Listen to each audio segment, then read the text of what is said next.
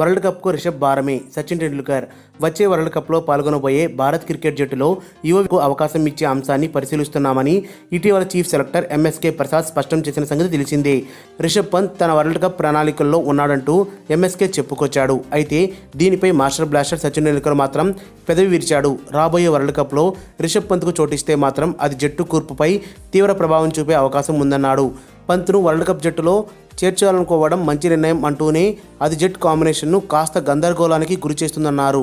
ఇప్పటికే ఇద్దరు specialist wicket కీపర్లు ఎంఎస్ ధోని, దినేష్ కార్తిక్లు ఉండగా మరొక స్పెషలిస్ట్ వికెట్ కీపర్ అయిన పంత్కు చోటు కల్పించడం జట్టుకు భారంగా మారుతుందన్నారు.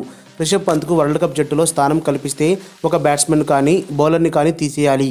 ఇక్కడ రిషబ్ కోసం ఒక స్పెషలిస్ట్ బౌలర్ను తీసేయడం సబబు కాదు. దాంతో బ్యాట్స్మెన్ను తీసేసి రిషబ్ స్థానాన్ని భర్తీ చేయాలి. ఒకవేళ ఆల్రౌండ్ను తీసేసి రిషబ్ను వేసుకుంటే అది జట్టు కూర్పుపై ప్రభావం చూపుతుంది. ప్రస్తుత సమయంలో ధోని, దినేష్ కార్తిక్లు ఇద్దరూ బాగానే ఆడుతున్నారు.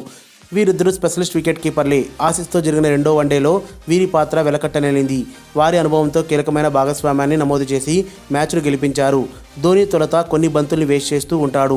పిచ్పై అవగాహనకు వచ్చే క్రమంలో ధోని కొన్ని డాట్ బాల్స్ ఆడడానికి ఇష్టపడతాడు.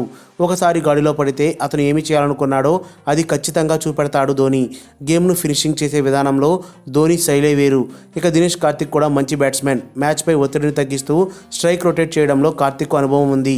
ఈ తరుణంలో రిషబ్ వరల్డ్ కప్ ఎంపిక అనేది సరైనది కాకపోవచ్చు అని సచిన్ పేర్కొన్నారు. మరిన్ని అప్డేట్స్ కోసం మన ఛానల్ని సబ్స్క్రైబ్ చేయండి.